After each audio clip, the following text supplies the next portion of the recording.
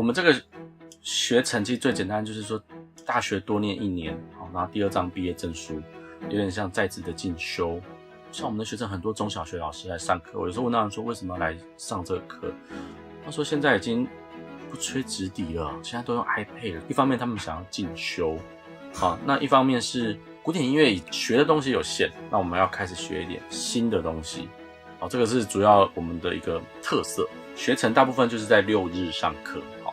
那其实很辛苦，因为我们6日要修48个学分，那我们的课程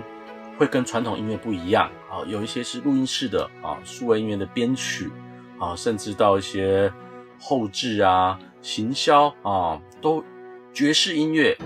或是一些质谱，都是比较创新的一些课程，甚至一些数位科技的课程。那最大的特色，为什么我们招生这么好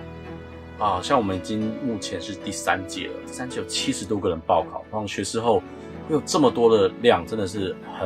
蛮惊人的，而且里面还有硕士、博士都有人来考，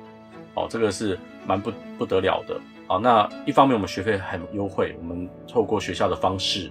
有补助，所以我们一堂课只要2000多块，所以这个是很棒的一个机会。那接下来我们学士后，很多人说我们是不是最后一届？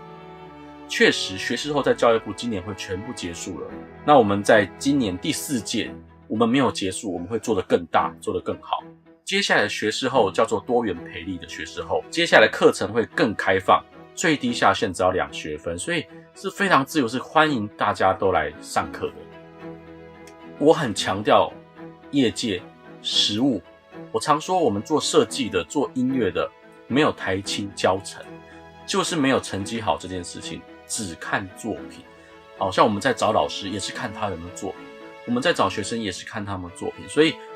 我的课堂作业一定是跟业界的东西做结合，一定有实务。如果我有案子，我第一个想到就是学生，我能不能给他一些机会，让他们一起参与，甚至比如说有导演来，我都会问导演说，可不可以让我的学生一起站在旁边一起看。那我最重要的目的就是让学生有实务，再过来就他们有资历，一条一条的资历，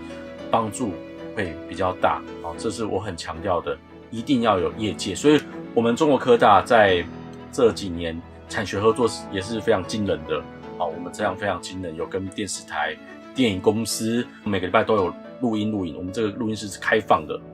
我们中国科大的录音室如果以学校单位来说，说真的是还蛮不错的。还不错的定义就是说，我们已经可以再接业界的案子了。比如说我们刚做完一张唱片，也要报金曲奖的，就在这个录音室录的，录一张原住民的流行音乐专辑，或者是我们之前有做广告的，或是电影的，因为我们这边是5.1声道，可以做环绕。那像花博梦想馆、科工馆，还有一些很多很大的跟天工开物合作的一些场域的，都是在这边做的。那主要就是让学生一起参与，所以我们设备是绝对没有问题的，业界一直是我强调的东西，所以我们在聘任老师的时候，第一个一定要是要业界的老师，然后我们非常强调实习是非常重要，像我们在寒暑假甚至在课程当中是可以去实习的。那我们运气很好刚好有遇到曹登昌老师，他的录音室就在我们学校的对面所以学生下课就可以去那边实习，那边就是一个更棒的录音室，更棒的环境。那不止曹老师那我还有跟其他一些厂商合作，像有些之前第1届、第2届的同学，有几个都送到电影配乐公司、电视配乐公司，有人喜欢做音效，有人喜欢做音乐，有任何机会我们就把他送过去，现在都在正式的员工了。我们每年在5月中下旬都有一个很棒的毕展，那都是非常轰动像去年我们演舞台剧，我还要演皇上，真的很特别我常跟学生讲，我们这个学程叫做跨领域，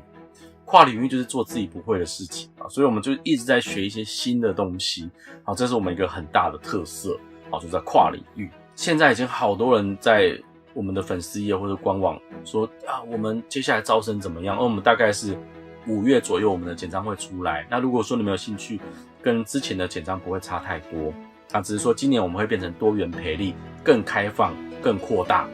最低下限只要2学分，那就是非常欢迎大家一起来加入我们一个非常棒的环境。来这边就读的会牺牲6日，一定都是非常喜欢音乐或者一些新的一些技术，那环境非常好，欢迎各位。